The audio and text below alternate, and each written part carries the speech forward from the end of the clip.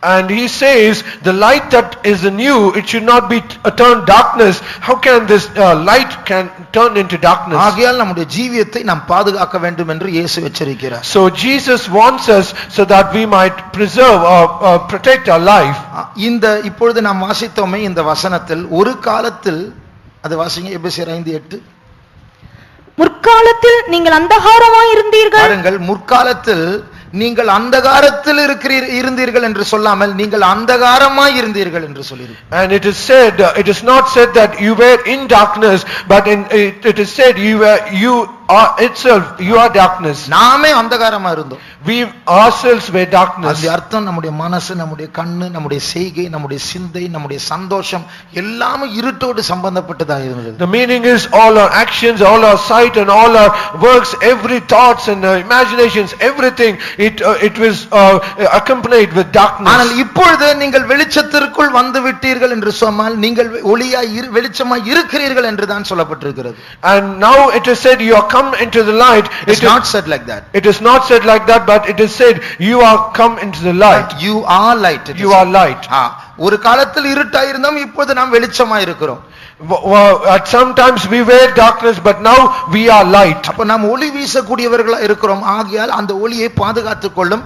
walk as children, ஒளியின் பிள்ளைகளாக நடந்து கொள்ளுங்கள். So we are children of light, and we should become as children of light. அப்ப அந்த வெளிச்சத்தை பாதுகாக்கிறது ஒரு கடமை நமக்கு உண்டு. So we have a duty to preserve this light. இந்த ஒளி என்ன? What is this light? இந்த லைட்டை போல அல்ல அது. It is not this literal light. Bible சொல்லுகிற அந்த பரலோக தெய்வீகமான வெளிச்சம் ஒரு அறிவை, மனதை பிரகாசிப்பிக்கிற ஒரு அறிவை காண்பிக்கிறது. The light that the scripture says, the divine light, it is a light that can enlighten our inner mind. 2 கொரிந்தியர் 4:6 வாசித்தால், When we read 2 Corinthians chapter 4 verse 6, அது அறிவாகிய ஒளி என்று வாசிக்கிறோம். it says about the knowledge, light of knowledge. அப்ப அந்த அறிவாகிய ஒளியை கர்த்தர் நம்முடைய மைண்டில், நம்முடைய மனசுல வீச செய்யும் போது நம்முடைய சிந்திக்கிற விதம் மாறுகிறது. So when this light of knowledge is being shine in our life, the way that we think, it itself changes. நம்முடைய வியாக்கியானங்கள் மாறுகிறது. Our interpretations also changes. அப்ப பரிசுத்த பவுலை ஒரு நாள் இந்த ஒளி அவருடைய மனதில் வீசினது. So in the life of Saint Paul, one day this light shone in him. அந்த ஒளி அவருடைய மனதில் வீசும்போது யாரை அவர் இவ்வளவு நாட்கள் ரொம்ப பிஸியாய் உபத்திரவப்படுத்தினாரோ அவர்களோடு இவர் சேர்ந்து விட்டார்.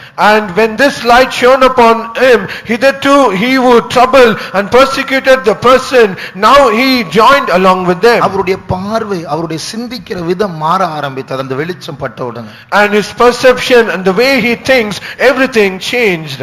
கிறிஸ்துவின் அன்பை விட்டு என்னை பிரிப்பவன் யார்? Who can separate me from the love of Christ? என் பிராணனை நான் அருமையாய் எண்ணேன். I count not dear unto my life. எதற்காக நான் பிடிக்கப்பட்டேனோ அதை பிடித்துக் கொள்ளும்படியா நான் ஆசையாய் தொடருகிறேன். For that which I am apprehended, I press toward it so that I might be apprehended. இதெல்லாம் அதிசீக்கிரமாய் நீங்கும் லேசான உபத்திரவம். All these are light affliction that can easily pass away. கர்த்தருக்குள் சந்தோஷமா இருங்கள், சந்தோஷமா இருங்கள் என்று மறுபடியும் சொல்லுகிறேன் என்று ஜெயில்ல உட்கார்ந்து எழுதுகிறார். And he while he was in the prison, he says, rejoice, and again I say, rejoice in the Lord. அந்த ஒளிதான் அவருக்கு ஒரு புதிய அறிவை கொடுத்தது, அவருடைய பாஷையே மாறிவிட்டது. And this light, it gave a new language to him, and it changed his life itself. இந்த சிலர் நரகத்துக்குள் போய் வந்தவர்கள் இருக்கிறார்கள். And there are few people who went to hell and came back. பரலோகத்துக்கு போய் வந்தவர்கள் இருக்கிறார்கள். And there are also people who came to get to heaven and came back. அதாவது இந்த பூமியில் இந்த முப்பரிமாண உலகத்தில் இருந்து பரலோகம், நரகம் இது இருக்கிறதா என்று நிரூபிக்க முடியாது. And while we were in this three-dimensional world, we can never prove that there is hell or heaven. ஆனால் ஒரு சின்ன ஒரு வழி உண்டு. But however, there is a little way we can do it. அந்த உலகத்திற்கும் இந்த உலகத்துக்கும் இடையில் ஒரு வாசல் இருக்கிறது. And between that world and this world, there is a door in between. இங்கிருந்து அங்க உலகத்துக்கு போகணும்னா ஒரு வாசல் வழியா போக வேண்டும். And if at all we from this world we have to get to that world, there we have to go enter in through a door. அந்த வாசல் பேர் என்ன? Do you know what is the door? மரணம். That door is called death. அப்போ நேற்று pastor Emmanuel இருந்தார் இந்த உலகத்துல, இப்போது மரணத்தின் வாசல் வழியா அந்த உலகத்திற்குள் போய்விட்டார். Yesterday our beloved pastor was in this world, and he passed away yesterday, and he went to that world through this door called death. Medical வேர்ல்ட்ல NDE, நியர் டெத் எக்ஸ்பீரியன்ஸ், அதாவது மரணத்தின் விளிம்பில் போய் திரும்பி வந்தவர்களுடைய அனுபவங்கள் உண்டு. In the medical world there is there's a term called near death experience. It is the people who went to the brim of death and came back. அதனுடைய அர்த்தம் ஹாஸ்பிடல்ல இருப்பார்கள், நாடி துடிப்பு நின்றுவிடும், பிரெயின் ஆக்டிவிட்டி மூளை வேலை செய்யாது, மிஷின்ல எல்லாம் blank flat-ஆ இருக்கும், வேவ்ஸ் இருக்காது.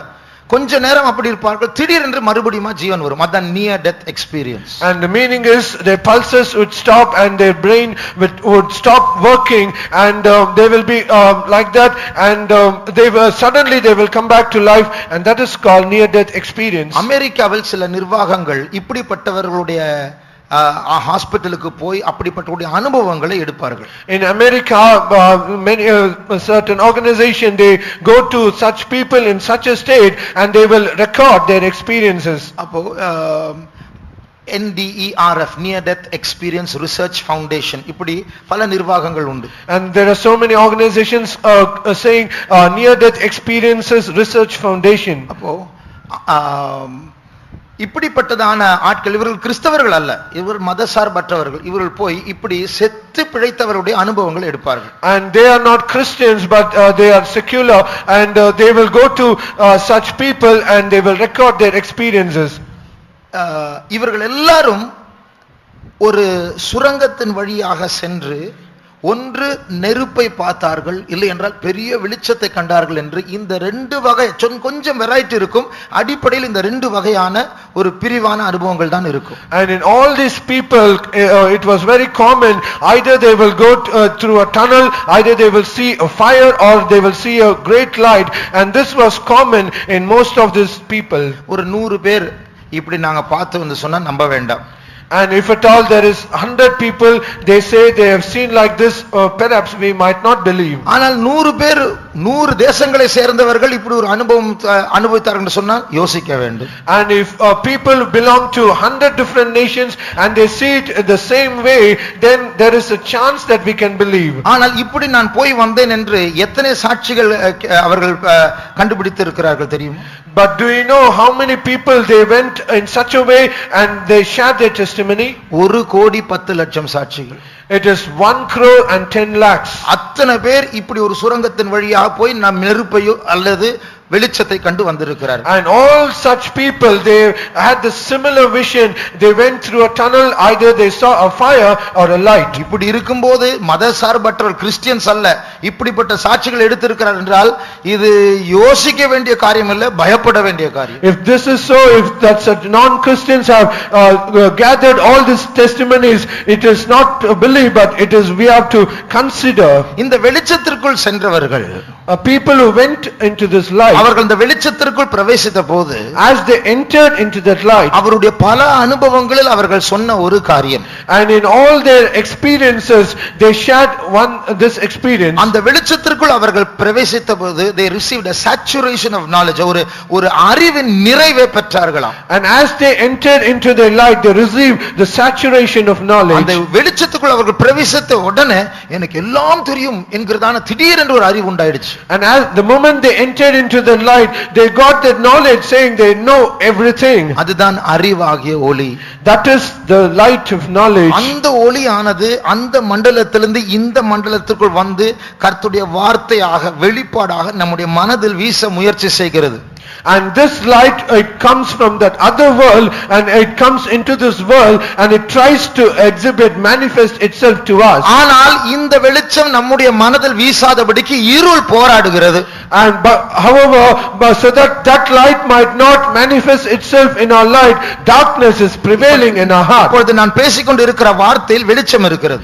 And at the word that I speak to you, there is light in it. இந்த வெளிச்சம் ஒரு தெய்வீக அறிவாக நம்முடைய மனதிற்குள் போகும்போது நமக்குள் ஒரு வெளிச்சம், ஒரு மகிமை, ஒரு ஒளி உண்டாகுகிறது. This word, as it goes as a divine knowledge in our heart, there is a light that is being exhibited in our heart. 2 கொரிந்தியர் 4 அதிகாரம் 4 வசனத்தை வாசியுங்கள். Let's read 2 Corinthians chapter 4 verse 4. தேவனுடைய இருக்கிற கிறிஸ்துவின் மகிமையான சுவிசேஷத்தின் ஒளி சுவிசேஷத்தின் ஒளி. This is the glorious gospel of light. அப்போ நாம் பேசுகிற இந்த சுவிசேஷத்தில் ஒரு ஒளி இருக்கிறது. So in the gospel where we share, there is light in it. சுவிசேஷத்தின் ஒளி அவிசுவாசிகளாகிய அவர்களுக்கு பிரகாசமாய் இராதபடிக்கு இப்பிரபஞ்சத்தின் தேவனானவன் அவர்களுடைய மனதை குருடாக்கினான். அவிசுவாசிகளுக்கு இந்த சுவிசேஷத்தின் ஒளி பிரகாசமாக கூடாது. And so that this light of gospel might not be manifested in the people who believe not, he blinded their minds. அப்போ நாம் இந்த ஒரு பிரசங்கத்தை கேட்ட பிறகு சண்டே சர்வீஸ் முடித்து நாம் போகிறோமே, வெளிச்சம் பெற்றவர்களா தான் போகிறோமா? So we also, after we come to the service and hear a sermon and we go, are we going out having received the light? இந்த வெளிச்சத்தில் தான் திங்கள் செவ்வாய் புதன் வியாழன் நடக்கிறோமா? And are we walking in the same light in all the throughout the week? ஒவ்வொரு நாளும் ஆண்டவருடைய வெளிச்சம் வேதத்திலிருந்து நம்மை பிரகாசிப்பிக்கிறதா? Every day is the light from the word of God, is it manifesting us? இப்போ இந்த ஒளி நம்மேல் வீசாவிட்டால், if this light does not shine upon us, உலகத்தார் அவர்களை இருள் சூழ்ந்திருக்கிறது. அந்தகாரத்தின் ராஜ்யத்தின் ஜனங்கள் அவர்கள் இருளாய் இருக்கிறார்கள். அவர்கள் வியாக்கியானிக்கிறது போல நாமும் வியாக்கியானித்து வாழ்வோம், தவறி போய் விடுவோம். And the people of the world, they are engulfed in the darkness, and the darkness is ruling them, and we will also walk along with them according to their interpretation. அவருடைய வாழ்க்கை முறை லைஃப் ஸ்டைல் வேற, நம்முடைய வாழ்க்கை முறை வேற. Their lifestyle is different from our lifestyle. இருளில் இருக்கிற அவிசுவாசிகளுடைய பிரமாணங்கள் சட்டங்கள் வேற, நம்ம வெளிச்சத்தில் இருக்கிற நம்முடைய சட்டங்கள் வேற. The laws and the statutes of those people who walk in darkness is different from our laws and our statutes. இந்த உலகத்தை பற்றி நாம் வைத்திருக்கிற world view என்று சொல்வார்கள், பார்வை வேற, அவர்கள் வைத்திருக்கிற பார்வை வேற. And the world view that they have is different from the world view that we have. நம்முடைய டெஸ்டினேஷன், நாம் போகிற இடம் வேற, அவர்கள் போகிற இடம் வேற. The destination that we are headed to and they are headed to is different. நாம் வெளிச்சத்தை பெற்றவர்கள். We are the people who have received the light. வெளிச்சத்தின் பிள்ளைகளாய் நடவுங்கள் என்று நாம் வாசித்த அந்த வசனம் சொல்லுகிறது. And the verse that we read, it says, walk ye as the children of light.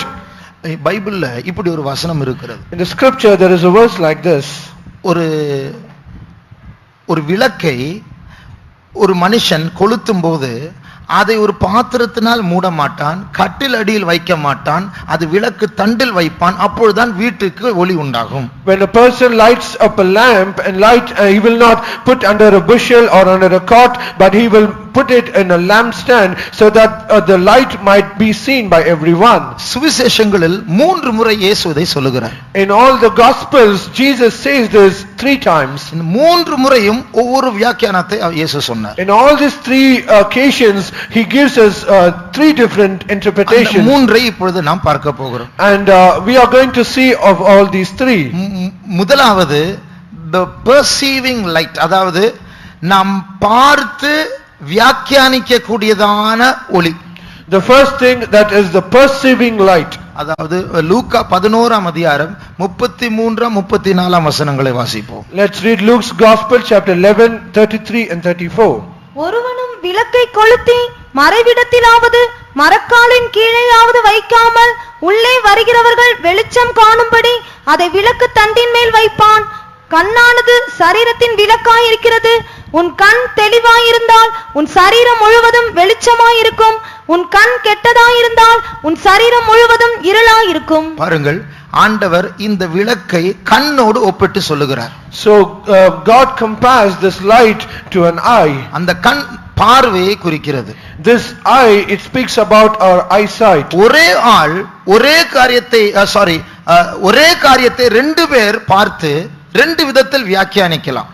And two person can see one thing and they can give 2 different types of interpretations. எல்லா ஆட்களுக்கும் 3 ஜோடி கண்கள் உண்டு. For all people there are 3 pairs of eyes. நமக்கு ஆவி, ஆத்மா, சரீரம் இருக்கிறது. ஒவ்வொன்றுக்கும் கண்கள் உண்டு. And we have a spirit, soul and body. To each of these they have a pair of eyes. ஒரு காரியத்தை நாம் பார்க்கும்போது அது வெறும் பார்வை அல்ல, அது சரீர பார்வை அல்ல. இந்த பார்வை ஆத்மாவுடைய கண்களுக்குள் சென்று அதுவும் பார்க்கும், மனக்கண்ணுக்குள் சென்று அதுவும் பார்க்கும். When we see a thing, it is not the perception of the physical eye only, but also the eye that is in the spirit and eye that is in our soul, they will also see it. ஆகையால் நாம் பார்க்கிறதான காரியங்கள் இந்த உலகம் அது நம்முடைய ஆத்மாவுக்குள் சென்று ஆத்மா கண் அதை பார்க்கும், ஆவி கண்குள் அதை பார்க்கும். அதை பலவிதத்தில் மாம்சிகமாகவோ அது விசுவாசத்தினாலாகவோ இல்லை என்றால் ஆவிக்குரிய விதத்திலாகவோ அது வியாக்கியானிக்கும். And all the things that we see in this world, firstly our physical eye will see, and even the eyes of the soul will see, and the eyes of the spirit will see, and all these three they will try to interpret it either carnally or either in faith. China தேசத்தில் இப்படி ஒரு கதை உண்டு. And in the land of China there is a story like this. மங் என்கிறதான ஒரு ராஜா இருந்தார். There was a king who is called Mum. அந்த மங்குக்கு ஒரு குமாரன் இருந்தார். அவர்தான் அடுத்தது ராஜாவாய் வர வேண்டியவர். And this Mung had a son, and he is going to get the throne. Sorry, அந்த மங் தான் குமாரன் என்று நினைக்கிறேன். Sorry, I think this Mung is the son. நம்ம ராஜாவாகிய தகப்பன் இந்த மங்கை ஒரு முனிவரிடத்தில் போய் பார்த்து, நீ அடுத்தது ராஜாவா இருக்க வேண்டும், அதற்கேற்ற தகுதியை பெற வேண்டும் என்று அந்த முனிவரை பார்த்து விட்டு வா என்று சொன்னார். And the father of this son called Mung, he said to his son, you have to go to a sage and see, because you are going to get to the throne next to me, so you have to go and get counsel from him. அப்போ அந்த காட்டுக்குள் போய் அந்த முனிவரை பார்த்தார். And this son, he went to that forest and he met that sage. ஐயா, என்னுடைய தகப்பன் உங்களிடத்தில் என்னை அனுப்பினார். Sir, my father sent me to you to meet you. சீக்கிரமாய் நான் ராஜாவாய் உயர்த்தப்பட வேண்டும், நான் மாற வேண்டும், ஆகையால் நான் என்ன செய்ய வேண்டும் ஆலோசனை கொடுங்கள். Soon I am going to get to the throne, and I do not know what to do, please counsel me. அந்த முனிவர் சொன்னார், நீ காட்டுக்கு போய் 2 நாள் தங்கி இருந்து அந்த காட்டில் இருக்கிற சத்தங்களை நீ எழுதி விட்டு வா. And this sage, he said to the son, you go deep into the forest and you have to record all the voices that you hear for 2 days. இந்த மங் என்கிற வாலிபனுக்கு கோபம் வந்துட்டு, ஒரு ராஜாவா மாறதுக்கு இதுவா நான் எனக்கு training. But this Mung, he got angry and he said, I who happen to be a king, why this training is needed for me? இப்படி எப்படியோ கேட்டு அவர் கீழ்ப்படிந்து 2 நாள் பிறகு மறுபடியும் அந்த முனிவரிடத்தில் வந்தார். However, he obeyed that instruction, and after 2 days he recorded all the voice and he came back to the sage. அந்த முனிவர் கேட்டார், நீ என்ன சத்தங்களை கேட்டாய், வாசி. And this sage, he asked him, what all voices you heard, just read it out. நான் மிருகங்களின் சத்தத்தை கேட்டேன். He said, I heard the voices of animals. மிருகங்கள் குச்சிகளினால் மிதிக்கிற சத்தத்தை கேட்டேன். And I heard the voice of animals, they are treading down on the sticks. காற்றில் அசைகிற இலைகளின் சத்தத்தை கேட்டேன். I happened to hear the voice of the wind upon the leaves. இப்படியே வாசிக்கும்போது ஒவ்வொரு அந்த காரியத்துக்கு முனிவர் தலையாட்டி கொண்டே இருந்தார். சரியில்லை, தவறு தவறு, திருப்தி இல்லை. And as he was reciting all these voices, this sage, he was just nodding his head, no, no, no. திருப்பி போயிட்டு வா, காட்டுக்கு போயிட்டு வா. And he said to him again, go back to the forest and come back. மறுபடியும் கேட்டுட்டு வா. And he said, go and hear once again. அப்போ இவர் சோர்ந்து போய் சலித்து போய், என்ன நான் எல்லா 2 நாள் இருந்து எல்லா சத்தத்தை கேட்டுவிட்டு வந்தேன், இவர் என்னத்தை எதிர்பார்க்கிறார்? And this son was really frustrated and he got fainted, and he said, what is the use of me going to 2 days and coming back? Nothing is happening. அநேக நாட்கள் சாப்பிடாம அவர் அந்த என்ன எதிர்பார்க்கற சுற்றி சுற்றி பார்த்தார், ஒன்றும் தோன்றவில்லை. And for so many days he did not eat, and he went around and around, he could not see or hear anything. திடீரென்று ஒரு அறிவு வந்தது. Suddenly he got a knowledge. ஓ, இதுதானா? And he said, is it this? மறுபடியும் எழுத ஆரம்பித்தார். And again he started to write down. மறுபடியும் முனிவரிடத்தில் சென்றார். Again he went to the sage. இப்பொழுது நீ என்ன கேட்டாய் சொல். And the sage asked, what did you hear now? அப்போ அவர் அந்த மங் என்கிறவர் சொன்னார், and this Mung, he said, காலை உதிக்கிறதான சூரியனுடைய கதிர் அந்த காட்டுக்குள் வருகிற சத்தத்தை கேட்டேன்.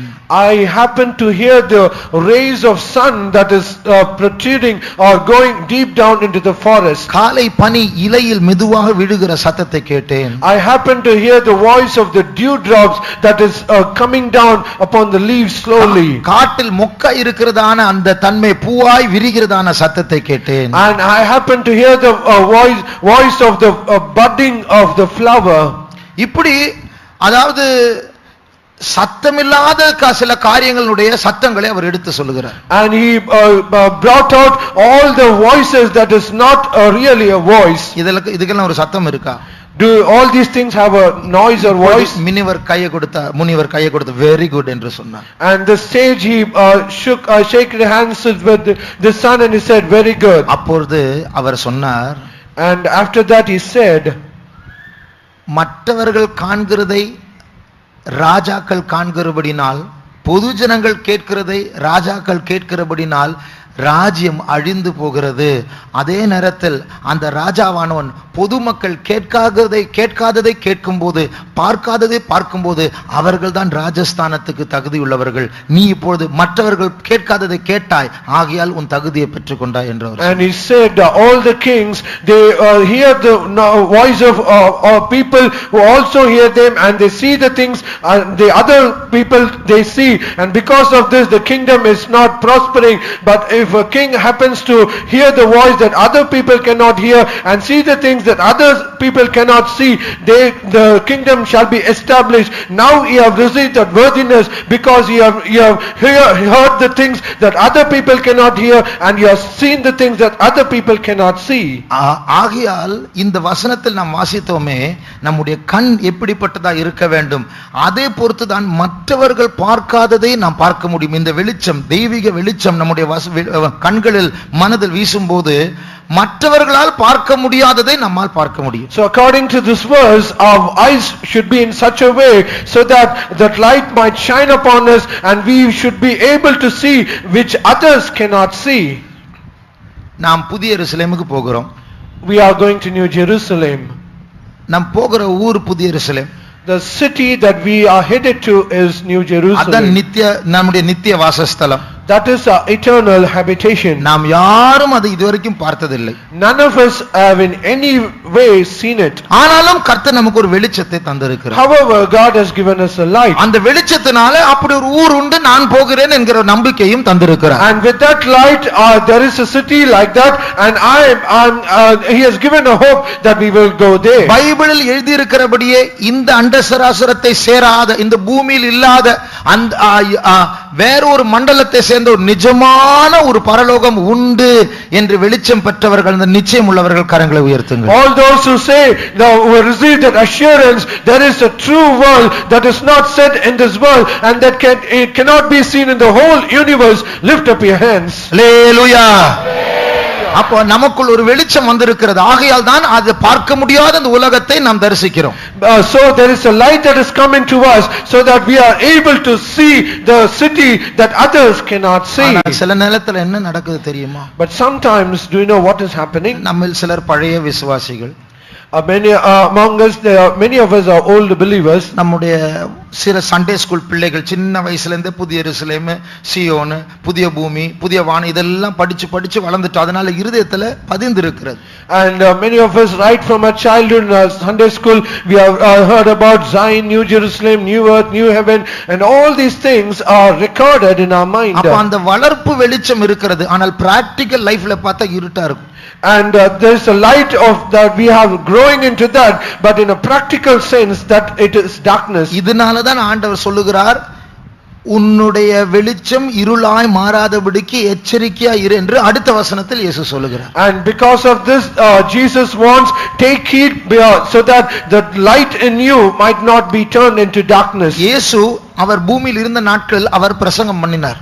And Jesus, while he was living in this earth, he preached this sermon. ஆனால் ஆண்டவர் சிலரை பார்த்து பிரசங்கம் பண்ணும்போது அவர்கள் புரிந்து கொள்ள மாட்டார்கள், புரிந்து கொள்ள கூடாது என்று பிரசங்கம் பண்ணினார். And when Jesus preached in this way, he preached in such a way, others they will not be able to understand, they should not understand, so he preached in a way, such a way. மத்தேயு 13ஆம் அதிகாரம் Matthew's Gospel chapter 13. 13ஆம் வசனத்தை Let's வாசிப்போம். read verse 13. அவர்கள் கண்டும் காணாதவர்களாயும் கேட்டும் கேளாதவர்களாயும் பாருங்கள், இந்த மங் என்கிறதான அந்த வாலிபன் அந்த முனிவரிடத்தில் போய் கற்றுக்கொண்ட பாடம் இதுதான். And this is the lesson this monk he learnt from that sage. கண்டும் காணாதவர்களாய், And though they see, they cannot see. கேட்டும் கேட்காதவர்கள். And though they will hear, they cannot hear it. 1000 பிரசங்கம் கேட்டாலும் வெளிச்சம் இல்லாமல் கேட்டால் எல்லாம் செத்த எழுத்து என்று பைபிள் சொல்லுகிறது. Though we hear thousands of messages, a sermon, if we do not hear, without light, everything will be waste. Dead letter. Dead letters. ஆகையால் இந்த வெளிச்சத்தோடு பார்த்தால்தான் நம்முடைய பார்வை, நம்முடைய வியாக்கியானம், தரிசனம் மாறும். புதிய எருசலேம் என்று சொல்வது வளர்ப்பினால் ஒரு மூட நம்பிக்கையா இருக்கிறது, ஒரு நிஜமான உலகமாய் இருக்கும். And only when we hear this sermon with the light, then all our perception and all our understanding, all our vision will change, and this new Jerusalem will not be such a tradition, it will be real. இந்த முதல் குறிப்பு தான் எனக்கு மிகவும் பெரிய பாரமா இருக்கிறது. And the first point, it is a great burden to me. காரணம் என்னவென்றால் இந்த வெளிச்சத்தை தாக்க அதிக இருள் இந்த பூமியை சூழ்ந்திருக்கிறது. Because the reason is to attack this light, there is so great a darkness that is engulfed the world. நம்மை ஏமாற்றுகிற ஒரு இருள். And the darkness that can deceive us. அந்த இருள் என்று சொல்வது அது கருப்பல்ல, அது வேறொரு கலர் உள்ள ஒரு பொய் வெளிச்சம், அதுதான் இருள். When we say darkness, it is not black, but it has a different color, that is true. இதனாலதான் இயேசு சொன்னார், நான் முழு உலகத்தை பிரகாசிப்பிக்கிற மெய்யான ஒளியா இருக்கு. அது அர்த்தம் பொய்யான ஒளி இருக்கு. அந்த பொய்யான ஒளி தான் இருள். And that is the reason Jesus says, I am the true light that lighted the whole world. The meaning is, if he says the true light, there is a false light, that is this darkness. அந்த இருளின் ராஜ்யத்திற்குள் எத்தனை கோடி மனுஷர்கள் போய் கொண்டு இருக்கிறார்கள். அவர்களுக்கு வெளிச்சம் இல்லை, ஏமாற்றம் அடைந்து வஞ்சிக்கப்பட்டு அந்த பொய் வெளிச்சம் அவர்களை நடத்தி கொண்டு இருக்கிறது. And there are so many people that are headed towards that kingdom of darkness, and they are being deceived because there is lies in it. ஆகையால் நாம் வெளிச்சத்தின் பிள்ளைகள். அந்த அந்தகாரம் நம்ம, அந்த பொய் வெளிச்சம் நம்மை தாக்காதபடிக்கு எப்பொழுதும் இந்த வெளிச்சம் நம்மை நிரப்பிக் கொண்டு இருக்க வேண்டும். So we are all children of light, so that false light might not attack us. We should always walk in this true light. நம்முடைய முற்பிதாக்கள் பிரகாசிக்கப்பட்டார்கள். Our forefathers, they were enlightened. ஆனால் இந்த இருளானது அநேகரை தாக்கிக் கொண்டு இருக்கிறது. However, this darkness, it is attacking so many of us. ஒண்ணுமே இல்லை. இப்ப நீங்க இந்த அவுட்ஸ்கர்ட்ஸ், அதாவது நம்முடைய சிட்டி லிமிட் வெளியில இருக்கிறதான அந்த ஃபெய்த் ஹோம்ஸ்க்கெல்லாம் அந்த சின்ன சின்ன ஃபெய்த் ஹோம்ஸ் இருக்கும் பாருங்க, அங்க போனா நல்ல அபிஷேகம், வாலிபர்ல நல்ல அபிஷேகம் நிரம்புவாங்க. இங்க பார்த்தா சிட்டில நிரம்ப மாட்டாங்க. காரணம், இங்க இந்த தவறான இருள் அதிகமாய் அவர்களை தாக்குகிறது. Say for example, if you take the outskirts of the city, when you go to the faith home, all the young people, they will be filled with the anointing very well. But however, here in the city, because they are being engulfed with all this false light, they are not able to be filled in the spirit. அதனால இந்த தாக்குதல் பயங்கரமா இருக்கிறது. என்றைக்கு நமக்கு அதிக வெளிச்சம் தேவைப்படுகிறதோ, என்றைக்கு இருள் சூழக்கூடியதான காலம் வந்திருக்கிறதோ, அன்றைக்கு தான் வெளிச்சம் குறைந்து கொண்டே இருக்கிறது. And this impact is so great, the time that we have to get this light more, that time this darkness is covering more. நான் வாலிபனா இருக்கும்போது நான் ஒரு கூட்டத்தை மிஸ் பண்ண எனக்கு சமாதானமே போய்டும்.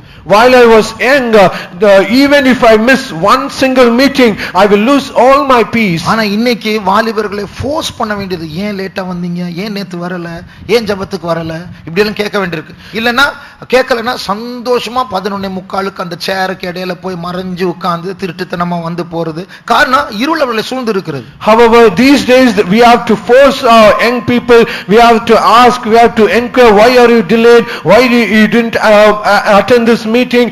If we do not ask them, they will just come at 11:45, they will be hidden in some of the chairs, and secretly they will come and go. ஆகையால் நாம் போகிற அந்த ஊரை பற்றி, அந்த தேசத்தை பற்றி, நாம் பார்க்க போகிற மணவாளனை பற்றி நமக்கு வெளிச்சம் இல்லாவிட்டால் இந்த பிரசங்கம் எல்லாம் பைத்தியமாக தோன்றும். So if we do not have a vision concerning the city, the nation and the bridegroom that we have to meet, if we do not have this vision, then all this darkness will cover us. ஆகையால் முதலாவது ஒளி நாம் பார்த்து வியாக்கியானிக்க கூடியதான ஆவிக்குரிய ஒளி.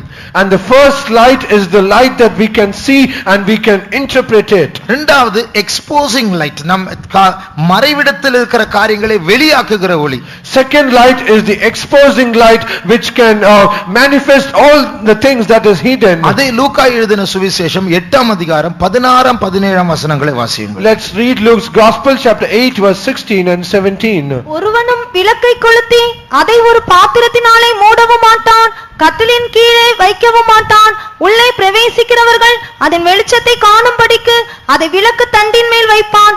வெளியரங்கமாகாத ரகசியமும் இல்லை, அறியப்பட்டு வெளிக்கு வராத மறைபொருளும் இல்லை. பாருங்கள், இது வெளிரங்கமாக்குகிறதான ஒளி. And this light is exposing light. அந்தகாரத்திற்கு மறைக்கிற ஒரு தன்மை உண்டு. Darkness has a nature to hide things. அது ஒரு தவறான ஒரு அந்தகாரம். That is a false darkness. ஒரு பாவம் நமக்குள் மறைந்திருக்கும் வரைக்கும், இருள் அந்த பாவத்தை மூடும் வரைக்கும், மற்றவர்களுக்கு தெரியாத வரைக்கும் அது நமக்குள் குடியிருக்கும். அது யாருக்கும் தெரியாது. அது ஒரு சாதகமான காரியம், ஆனால் பயங்கர டேஞ்சரான ஒரு காரியம். As long as a sin that is hidden, as long as the darkness hides that sin, perhaps it might appear as though it is very safe, but however it is a very dangerous thing. ஒரு காரியத்தை சொல்ல மறந்துவிட்டேன். I forgot to say a thing. Internet இருக்கிறது.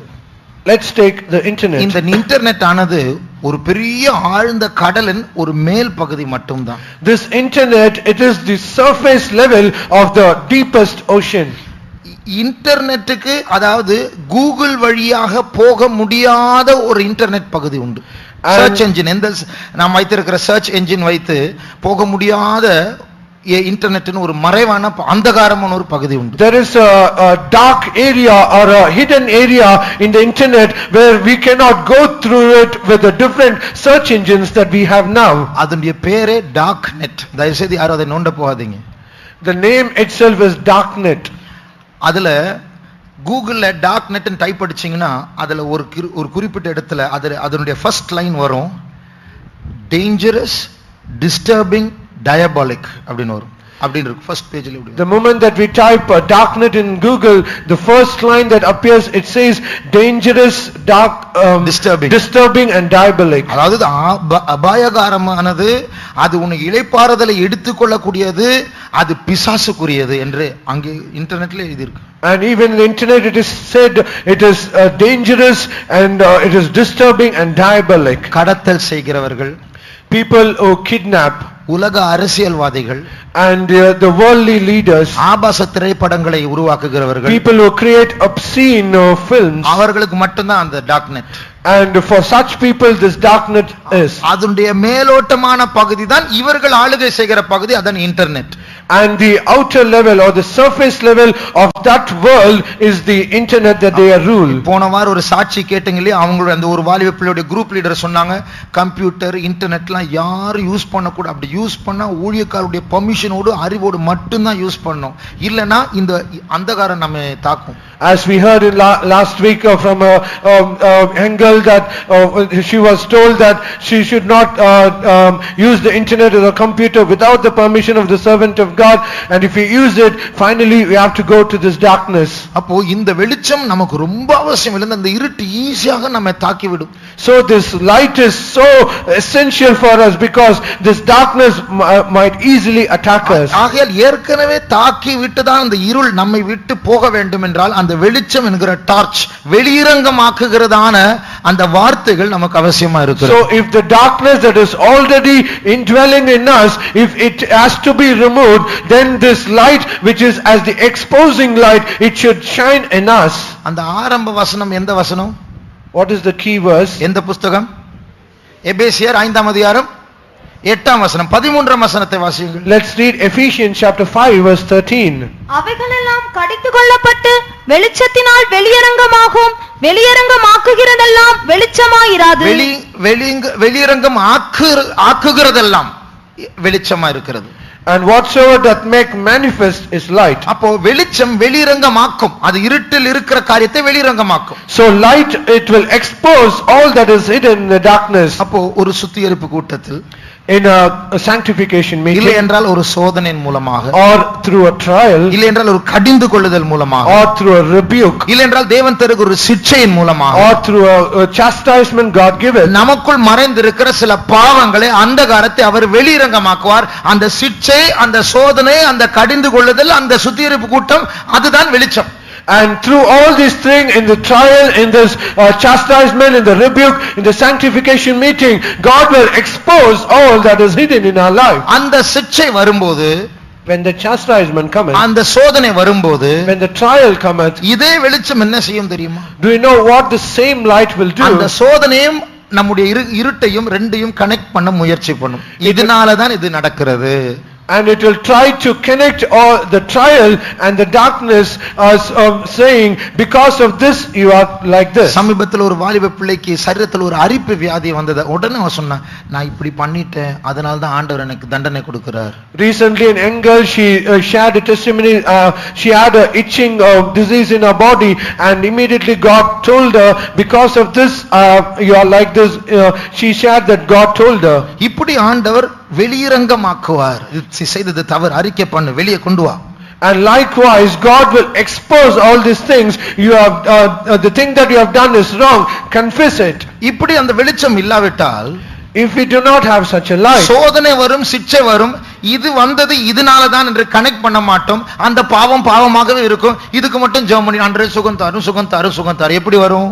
பூட்டை உடைக்கிற மாதிரி அது. The trial, the chastisement will be there, and if we do not have this light, we will not able to connect the trial and the chastisement with the wrong thing that we have done, and we will always try to pray, please deliver me, deliver me. How can that happen? ஆகையால் அந்த கடிந்து கொள்ளுதல், அந்த சிட்சையும் வெளிச்சம் தான். And the rebuke and the chastisement is also a light. அந்த சிட்சை இந்த தவறுனால் தான் என்று இணைப்பதும் அந்த வெளிச்சம் தான்.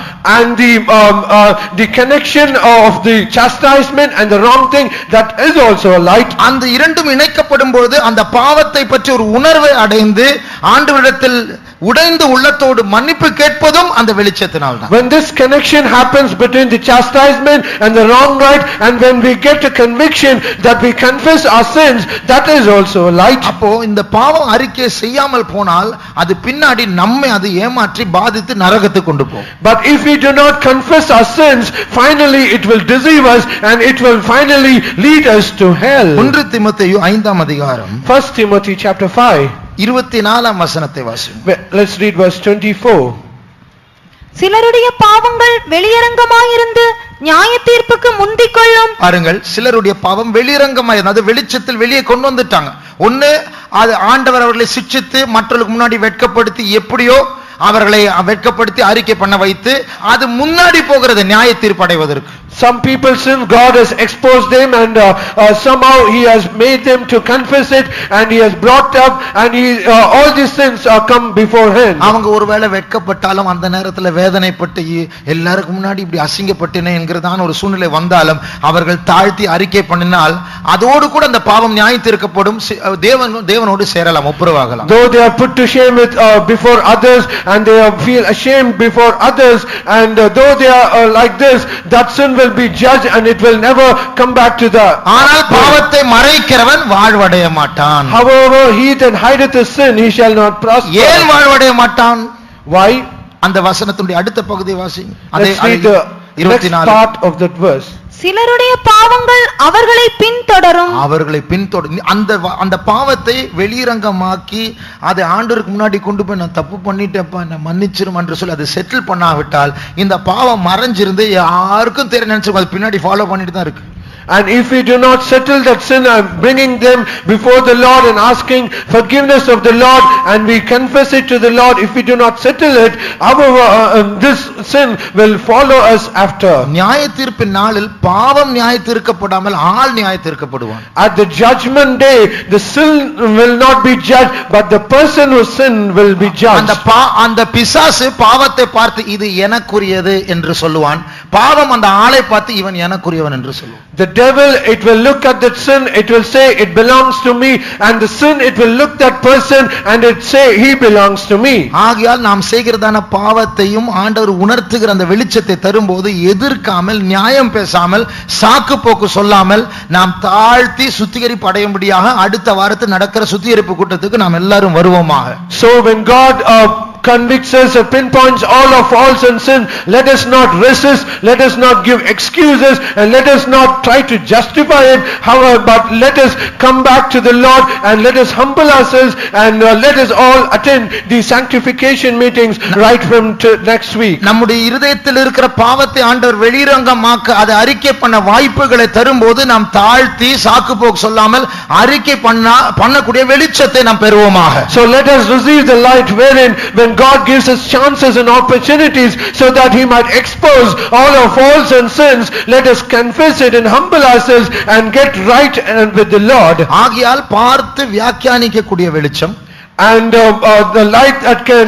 perceiving light, இரண்டாவது வெளிரங்கமாக்குகிற வெளிச்சம், second the exposing light, மூன்றாவது நம்மை சாட்சிகளாய், the testimonial light, சாட்சிகளாய் மாற்றுகிற வெளிச்சம். the third light is the testimonial light. மத்தேயு 5ஆம் அதிகாரம் Matthew's Gospel chapter 5. 15 16 வசனங்களை Let's வாசிப்போம். read verse 15 and 16. விளக்கை கொளுத்தி மரக்காலால் மூடி வைக்காமல் விளக்கு தண்டின் மேல் வைப்பார்கள், அப்பொழுது அது வீட்டிலுள்ள யாவருக்கும் வெளிச்சம் கொடுக்கும். இவ்விதமாய் மனுஷர் உங்கள் நற்கிரியைகளை கண்டு பரலோகத்தில் இருக்கிற உங்கள் பிதாவை மகிமைப்படுத்தும்படி உங்கள் வெளிச்சம் அவர்கள் முன்பாக பிரகாசிக்க கடவது. நீங்கள் உலகத்தின் வெளிச்சமாய் இருக்கிறீர்கள். Ye are the light of the world. உங்கள் வெளிச்சத்தை மற்றவர்கள் கண்டு, when people see your light, அவர்கள் உங்களை அல்ல பிதாவை மகிமைப்படுத்த வேண்டும். they will not glorify you, but they will glorify your Father. நம்மை பார்த்து இந்த பிரதர் இந்த சிஸ்டர் எவ்வளவு நல்லவங்க அப்படின்னு சொல்லக்கூடாது, இயேசு பிதா எவ்வளவு நல்லவர் என்று சொல்ல வேண்டும். And they should not see you and me and say how good is this sister or brother.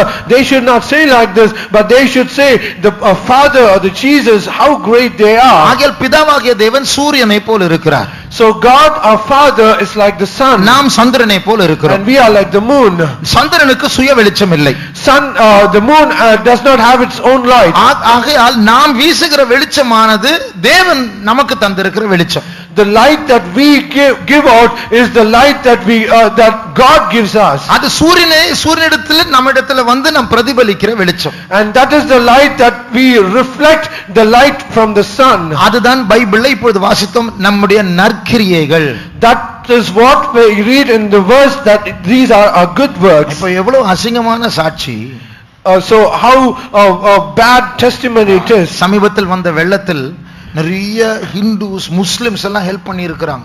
ஆனா கிறிஸ்தவர்கள் ஹெல்ப் பண்ணதா செய்தி வரவில்லை. In the recent floods we have heard so many news saying all Hindus, Muslims and other people they have helped in so many ways, but none we have not heard so many news that Christians have helped. இது பலவருடைய வாயில் நான் கேட்ட ஒரு காரியம். And these are the message that I have happened to hear from many mouths.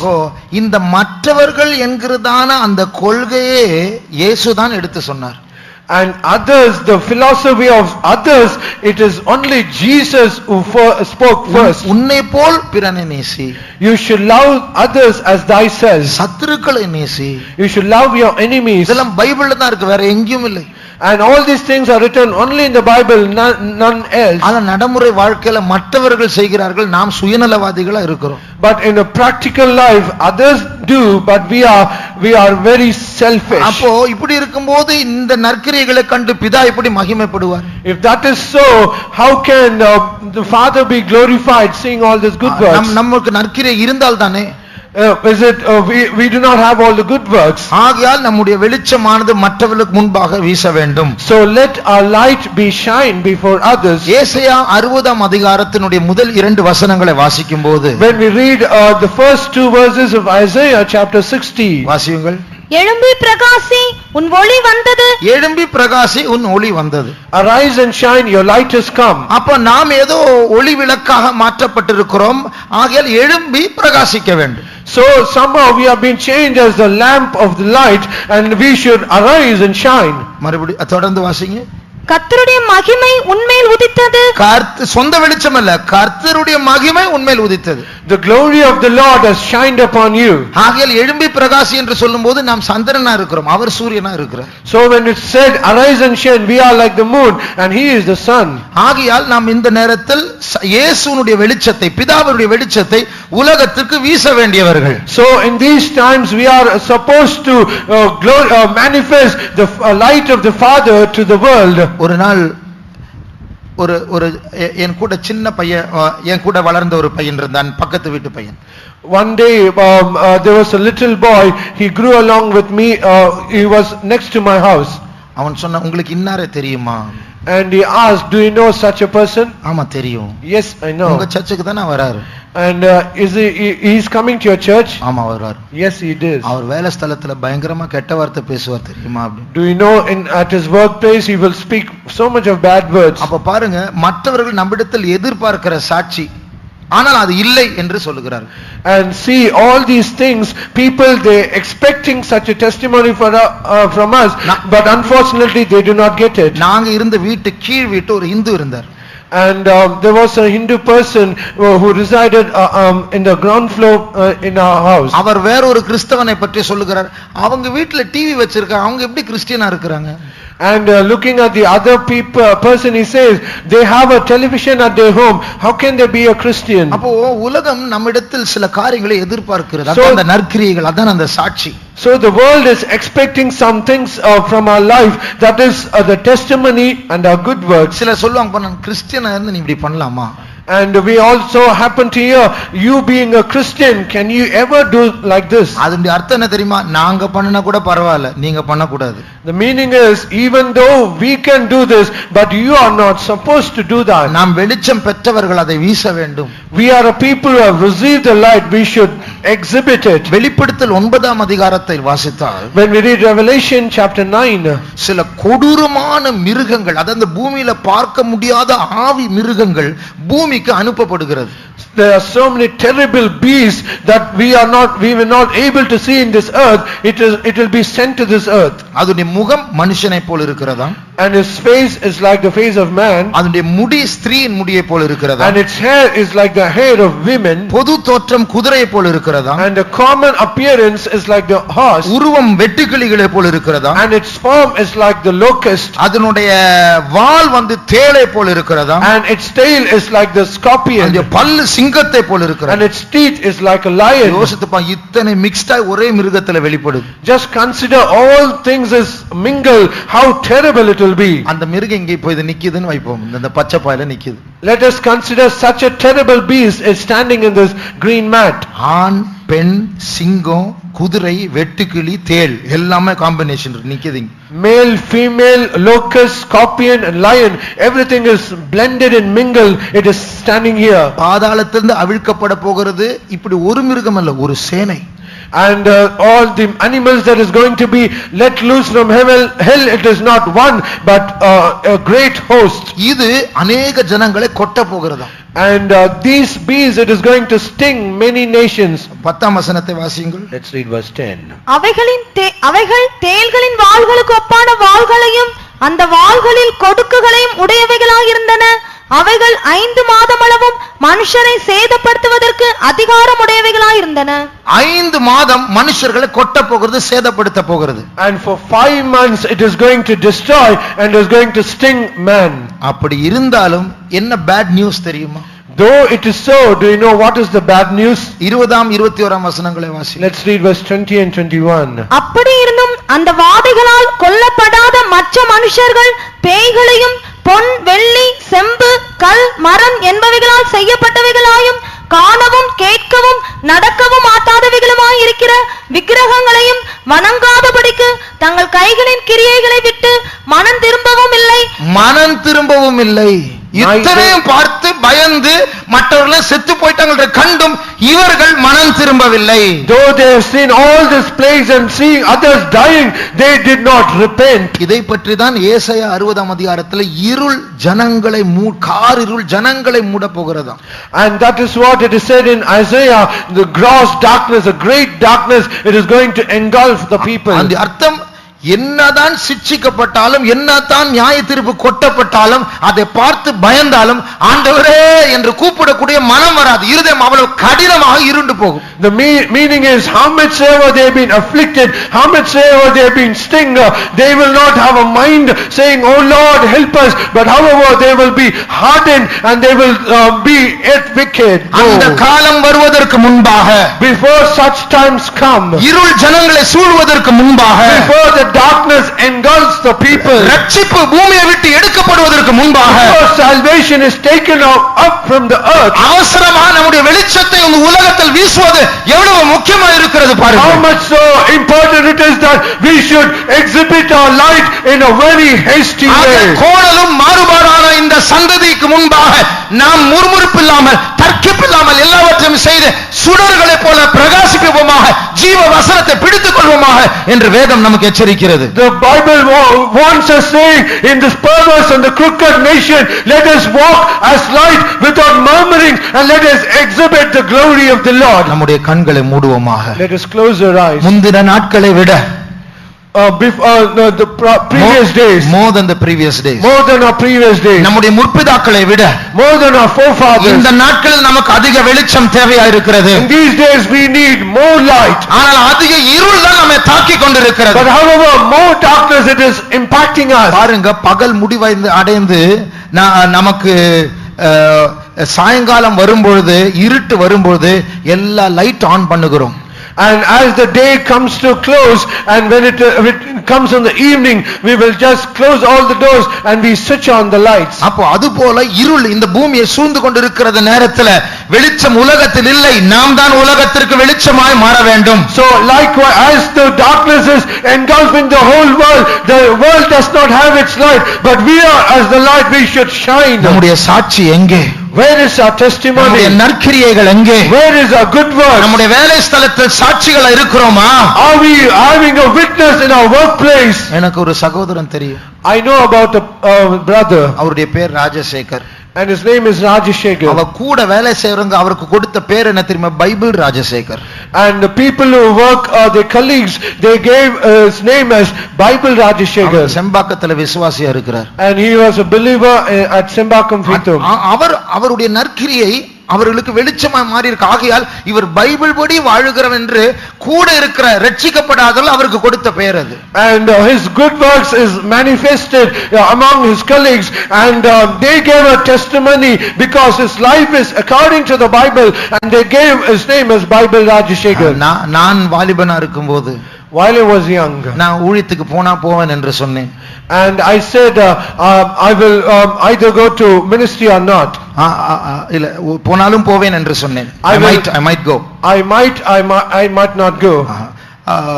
அப்பொழுது நான் என்னுடைய சாட்சி சரியில்லை, ஆகையால் என்னை போலி சாமியார் என்று கூப்பிட்டார்கள். And my testimony was not right, and they called me false saint. அப்போ பாருங்கள், சாட்சி இல்லாவிட்டால் அப்படிப்பட்ட ஒரு கெட்ட பெயர் தான் கிடைக்கும். So if we do not have a testimony, such a wrong name will come to us. ஆபீஸ்ல நம்முடைய பேர் என்ன? In our office, what is our name? நடிகை, மாயமாலக்காரன். Is it actor or actress or hypocrite? இல்லை என்றால் கிறிஸ்தவன், உண்மையான பரிசுத்தவான், பைபிள் என்று சொல்லி நம்முடைய பேரை சொல்லுகிறார்களா? Or in other words, they saw he's a true Christian, he's a saint, or we are called as Bible. ஒரு நிமிடம் முழங்கால் படிடுவோமா? Can we be on our knees for 1 minute? மறுபடியும் நம்முடைய இருதயத்திற்கு அந்த விளக்கானது கொளுத்தப்படட்டும். Let us once again this light be burned in a life. மலையில் இருக்கிற பட்டணம் மறைக்கப்பட மாட்டாது. The city that is upon the hill, it cannot be hidden. பாத்திரத்தின் கீழே மூட வேண்டாம், கட்டிலின் கீழே வைக்க வேண்டாம். So let us not put it under a cot or in a bushel. கர்த்தர் நம்மை சாட்சிகளாய் மாற்ற விரும்புகிறார். God is desirous to make us a witness. அந்தகாரம் நிறைந்த உலகத்தில் இவர்கள் தான் உண்மையான இயேசுவின் பிள்ளைகள் என்று மற்றவர்கள் சொல்லத்தக்கதாக கர்த்தர் நம்மை சாட்சிகளாய் மாற்றுவாராக. Let God make us a witness in the world that is filled with darkness. Let us be as light today. ஒரு பெரிய இருள் வந்து கொண்டிருக்கிறது. A great darkness is coming. அது உங்களையும் என்னை மூடாதபடிக்கு நாம் எச்சரிக்கையா இருப்போமா? Let us be warned so that it might not cover you and me. அது வருவதற்கு முன்பாக நாம் மற்றவர்களுக்கு நம் வெளிச்சத்தை எடுத்து காட்டுவோமா? Before that comes, let us manifest the light to others. எனக்குள் கர்த்தருடைய வல்லமை தங்குகிறது. நான் உனக்காக ஜெபித்தால் கர்த்தர் கிரியை செய்வார். In me the power of the Lord is indwelling. When I pray, the Lord shall deliver you. எனக்குள் கிறிஸ்துவின் சுபாவம் இருக்கிறது. நான் கிறிஸ்துவை பின்பற்றுகிறது போல நீங்கள் என்னை பின்பற்றுங்கள். I have the character of Christ within me, and as I follow Christ, as I imitate Christ, you should do. எனக்குள் கிறிஸ்துவின் ஞானம் இருக்கிறது. பரலோகத்துக்கு போகக்கூடிய வழியை நான் உங்களுக்கு காட்டுகிறேன். I have the wisdom of Christ within me. I will show you the way to heaven. எல்லா பிரதர்ஸ் கரங்களை பிடித்துக் கொள்வோமா? Let all brothers hold on to their heads. எல்லா சகோதரிமார் கரங்களை பிடித்துக் Let கொள்ளுங்கள். all sisters hold on to their heads. பரலோகத்துக்கு போகணுமா? Should we go to heaven? புதிய எருசலேமுக்கு போகணுமா? So we are going to New Jerusalem. Do you want to go to New Do you Jerusalem? want to go to New நம்முடைய இருள் Jerusalem? வெளிச்சமாய் மாற வேண்டுமா? Should our darkness be turned as light? இப்பொழுது ஊக்கமாய் ஜெபிப்போமாக. Let us pray fervently. அந்த வீட்டில் இருக்கிறது அந்த இருள் நம்மை விட்டு போக வேண்டும். The darkness in the house, let it be removed. உங்களுடைய மனதை சுற்றி இருக்கிற இருள் உங்களை விட்டு போக வேண்டும். The darkness that is around your mind, it should be changed. இந்த சபையை சுற்றி இருக்கிற இருள் சபை விட்டு போக The வேண்டும். darkness that is around the church, it should be. ஒரு காலத்தில் அந்தகாரமாய் இருந்தோம். One time we were darkness. இப்பொழுது கர்த்தருக்குள் வெளிச்சமாய் இருக்கிறோம். But now we were light in the Lord. வெளிச்சத்தின் பிள்ளைகளாய் மாற விரும்புகிறவர்களுக்கு எல்லாரும் சேர்ந்து ஜெபம் பண்ணுவோம். All those who desire to walk as children of light, let us pray. நம்முடைய கையை பிடிப்பது நம்முடைய ஒரு மனதை காட்டுகிறது. Holding to our hands, it speaks about our unity. கர்த்தர் நம்மை சாட்சிகளாய் மாற்றுவாராக. Let God make us witness. அந்த பார்த்து வியாக்கியானிக்கக்கூடிய அந்த பரலோக வெளிச்சத்தை கர்த்தர் தருவாராக. Let God give the light to see and perceiving light. நம்முடைய வாலிபர்கள் மத்தியில் இருக்க பொய் வெளிச்சம் அவர்களை விட்டு நீங்குவதாக. Let all the false light be removed from our young people. சுத்திகரிப்பு கூட்டத்தின் மூலமா எல்லா இருள் வெளிரங்கமாய் மாற்றப்படுவதாக. Through the sanctification meeting, let all darkness be changed as light. ஒரு நிமிடம் சத்தத்தை உயர்த்தி ஜெபிப்போம். For 1 minute, let us lift up our voice and pray. மெய்யான ஒளியாகிய கர்த்தராகிய இயேசு நம்ம மத்தியில் நடந்து கொண்டிருக்கிறார். The true light, Jesus Christ, is walking in our midst. நாம் அவரை நோக்கி ஜெபிப்போமாக. Let us pray, looking at இயேசுப்பா God. உம்முடைய வெளிச்சத்தை எனக்கு தாரும். இயேசுப்பா உம்முடைய வெளிச்சத்தை எனக்கு தாரும். Jesus, give me your light. இயேசுப்பா அந்த வெளிச்சத்தை பற்றி நான் மற்றவர்களுக்கு பிரகாசிக்க வேண்டும். Oh Lord, I should receive the light and I should manifest to others. என் பெற்றோர் இருளில் இருக்கிறார்கள். My parents are in darkness. என் சொந்தக்காரர் இருளில் இருக்கிறார்கள். My relatives are in N darkness. பக்கத்து வீட்டுக்காரர் இருளில் இருக்கிறார்கள். My neighborhood are in darkness. கூட படிக்கிறவர்கள் இருளில் இருக்கிறார்கள். People who are studying along with me கூட are வேலை darkness. செய்கிறவர்கள் இருளில் இருக்கிறார்கள். My colleagues are in darkness. வெளிச்சத்தை தாரும் ஆண்டவரே. Give me the light, O Lord. சாட்சியின் ஜீவியத்தை தாரும் ஆண்டவரே. Be your testimonial life. உம்முடைய பரிசுத்தத்தை தாரும் ஆண்டவரே. Be your holiness. பாவத்தோடு சமரசம் செய்யாத வைராக்கியத்தை தாரும் ஆண்டவரே. Be your zeal so that I might not compromise with sin. மற்றவருடைய வியாதிகளை குணமாக்கக்கூடிய வரங்களை தாரும் ஆண்டவரே. Be the gift of healing so that I may heal others to thee. மற்றவர்களுக்குள்ள இந்த இருளை வெளிச்சமாக்கக்கூடிய தீர்க்கதரிசன வரங்களை தாரும் Give ஆண்டவரே. me the spirit of prophecy so that I may turn the darkness into light. ஒரு நிமிடம் சத்தத்தை உயர்த்தி ஜெபிப்போம். For 1 minute, lift up our voice and pray. பரலோகத்திலிருந்து ஒத்தாசை வரப்போகிறது. Help cometh from heaven. சீயோனின் கதிர்கள் நம்மத்தில் வீச போகிறது. The light of Zion is shining upon us. இருளை வெளிச்சமாய் மாற்றுகிறதான தேவன் நம்மத்தில் நடந்து கொண்டிருக்கிறார். God who can change the darkness into light, He is walking in our midst. இருளில் நடந்த ஜனங்கள் பெரிய வெளிச்சத்தை கண்டார்கள். All people in darkness, they saw a great light. ஜெபித்துக் கொண்டே இருக்கும்போது கர்த்தர் சிலரை பிரகாசிப்பித்துக் கொண்டிருக்கிறார். As you are praying, God is shining many people. சிலருடைய கட்டுகளை கர்த்தர் உடைத்துக் கொண்டிருக்கிறார். God is breaking many bindings. உன்னுடைய காலை சுற்றி இருக்கிற அந்தகாரத்தை சங்கிலிகளை கர்த்தர் வெளிச்சத்தின் பட்டயத்தினால் வெட்டுகிறார். God is breaking all the chains and darkness by the rays of the light. அந்தகாரத்தின் உலகத்திலிருந்து உன்னுடைய குடும்பத்திற்கு விரோதமாக அம்பாய் பாய்ந்த அந்த சாபத்தை கர்த்தர் மாற்றி போடுகிறார். And God is changing the darkness. He is removing all the curse from your family. ஓரமா சம்துடங்கரா யஸ்மான் அம்துடங்கரா பௌஷபானி அம்துடா ஓரியா சம்துடங்கரா மௌஷபங்கரா மானி அம்துடா. ஆமென். ஜெபிக்கும்போது கர்த்தருடைய வல்லமை நம்மத்தில் இறங்க போகிறது. As we pray, the power of the Lord is descending upon us. அந்த வல்லமையில் கர்த்தருடைய வெளிச்சம் இருக்கிறது. In that power, the light of the Lord is there. இந்த வெளிச்சம் உடைய மனதை மூட போகிறது. And the light is going to cover your mind. இச்சையோடு பார்த்து கொண்டிருந்த கண்கள் பரிசுத்தமாய் பார்க்க போகிறது. And the light that saw with lust, it is going to see with holiness. அந்தகார உலகத்தை சேர்ந்த அந்த எரிச்சல் சாந்த குணமாய் மாற்றப்பட போகிறது. And the irritating spirit that belongs to the kingdom of darkness, it is going to change as meekness. எந்தெந்த இடத்தில் சாட்சியை இழந்தீர்களோ இந்த அபிஷேகத்தின் மூலமாக கர்த்தர் உங்களை அதே இடத்தில் சாட்சியாய் மாற்ற போகிறார். In whatever place your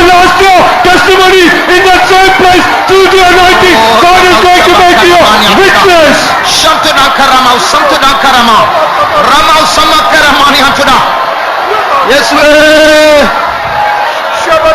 நான் வாலிபனா இருக்கும் பொழுது, while I was young, நான் சாட்சியை இழந்த ஒரு ஏரியா இருந்தது. there was an area that I lost my testimony. நான் ஜெபித்தேன். And I prayed, ஆண்டவரே, எங்கே என்னுடைய சாட்சியை இழந்தேனோ அதே இடத்தில் நான் உமக்கு சாட்சியாய் மாற oh வேண்டும். Lord, in the same place I lost my testimony, in that same place I should be a witness to you. நான் ஊழியத்துக்கு வந்தேன். I came to the ministry. பரிசுத்தவான்களை அதே இடத்திற்கு அனுப்பினார்கள். The saints of God, they sent me to the same place. அங்கே இயேசுவை பற்றி பிரசங்கம் பண்ண கர்த்தர் என்னை சாட்சியாய் மாற்றினார். The Lord made me a testimony to preach about Jesus. என்னை மாற்றின தேவன் உங்களையும் மாற்றுவார். The Lord will change me, He will also change you. என் மேல் அசைவாடின கர்த்தருடைய ஆவியானவர் உங்கள் மேல் இப்பொழுது அசைவாடி The கொண்டிருக்கிறார். Spirit of the Lord will move upon me. He is now moving upon you.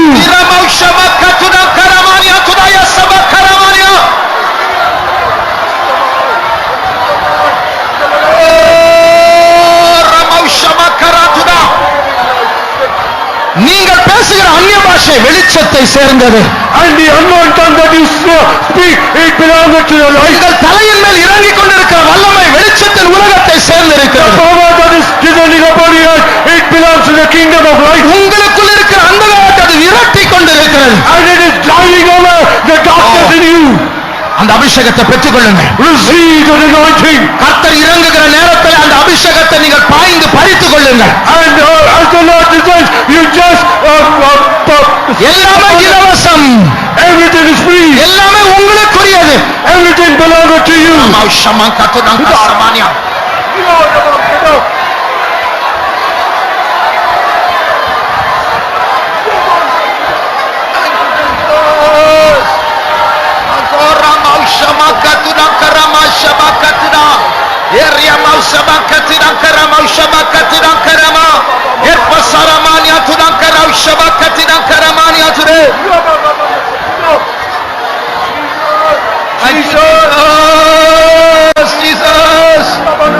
வெளிச்சங்கள் வீசுது, அந்தகாரம் மாறுது.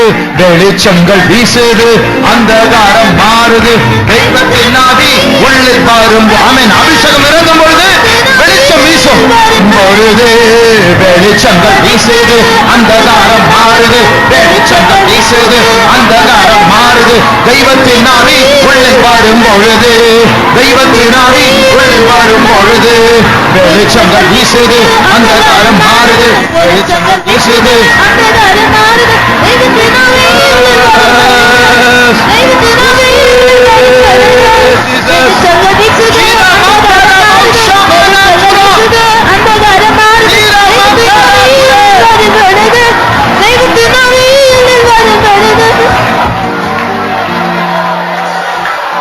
Jesus, Jesus, thank you, Jesus, thank you, Jesus, thank you, Jesus. Yes, way, yes, way. Thank you, Jesus. Praise, we praise.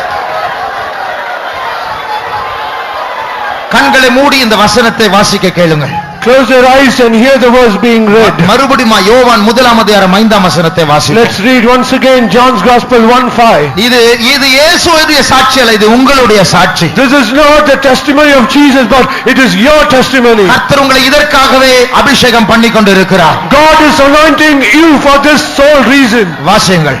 அந்த ஒளி இருளிலே பிரகாசிக்கிறது, இருளானது அதை பற்றிக் கொள்ளவில்லை. அல்லேலூயா. அந்த இருள் அந்த ஒளியை பற்றிக் கொள்ளவில்லை. This darkness it comprehended not. இந்த அபிஷேகத்தின் ஒளியை பற்றிக் கொள்ளவில்லை. It did not comprehend the light of இந்த the அந்நிய anointing. பாஷையை பற்றிக் கொள்ளவில்லை. It cannot cling on to this இந்த anointing. சுவிசேஷத்தை பற்றிக் கொள்ளவில்லை. It cannot cling on to the salvation. வெளிச்சங்கள் வீசுது, அந்தகாரம் மாறுது. வெளிச்சங்கள் வீசுது, அந்தகாரம் மாறுது. தெய்வத்தின் ஆவி உள்ளில் வரும் பொழுது, தெய்வத்தின் ஆவி உள்ளில் வரும் பொழுது வெளிச்சங்கள் வீசுது, அந்தகாரம் மாறுது. வெளிச்சங்கள் வீசுது, அந்தகாரம் மாறுது. தெய்வத்தின் ஆவி உள்ளில் வரும் பொழுது, தெய்வத்தின்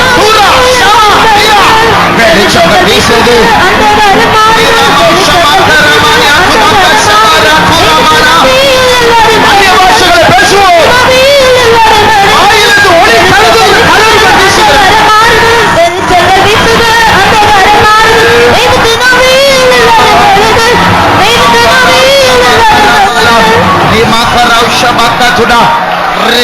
santo dankaramania.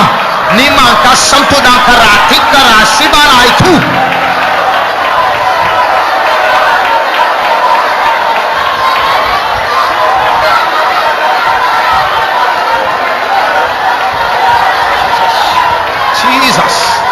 Jesus urramaka sabanya. இதுவரைக்கும் நீ வேலைக்கு போகும்போது, படிக்க போகும்போது, ஊருக்கு போகும்போது அந்த வீட்டில் இருக்கிற இருள், அந்த பள்ளிக்கூடத்தில் கல்லூரியில் இருக்கிற ஆபீஸ்ல இருக்கிற இருள் உன்னை தாக்கி கொண்டிருக்கிறது. இருட்டோடு தான் கூட்டங்களுக்கு வருவாய். ஆனால் இப்பொழுது நீ ஒரு தீ பந்தாக கர்த்தர் உன்னை மாற்றி இருக்கிறார். நீ அந்த இருட்டை தாக்க போகிறாய். அநேகர் உன் வெளிச்சத்திற்கு ஓடி வர போகிறார். நீ எழும்பி பிரகாசி, உன் ஒளி உனக்கு வந்திருக்கிறது. ஆமென். கடைசி முறையாக இதை பாட போகிறோம். அபிஷேகம் பெறாதவர்கள் சீக்கிரமாக கர்த்தருடைய வல்லமை குழந்தைகளை போல நம்பி பெற்றுக் கொள்ளுங்கள். வெளிச்சங்கள் வீசுது, அந்தகாரம் மாறுது. வெளிச்சங்கள் வீசுது, அந்தகாரம் மாறுது. தெய்வத்தின் ஆவி உள்ளே வரும் பொழுது, தெய்வத்தின் ஆவி உள்ளே வரும் பொழுது வெளிச்சங்கள் வீசுது, வெளிச்சங்கள் வீசுது, அந்தகாரம் மாறுது. தெய்வத்தின் ஆவி உள்ளே வரும் பொழுது, தெய்வத்தின் ஆவி உள்ளே வரும் பொழுது வெளிச்சங்கள் வீசுது, அந்தகாரம் மாறுது. வெளிச்சங்கள் வீசுது, அந்தகாரம் மாறுது. தெய்வத்தின் ஆவி உள்ளே வரும் பொழுது, தெய்வத்தின் ஆவி உள்ளே வரும் பொழுது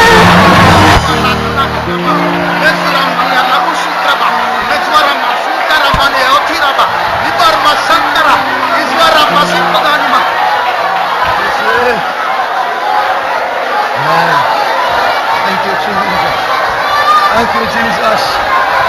Oh, yes, Lord. Thank you, Jesus. Thank you, Jesus. Thank you, Jesus.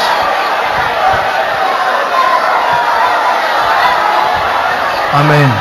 கர்த்தருடைய சமூகத்துக்காக கர்த்தரை ஸ்தோத்திரிப்போம்.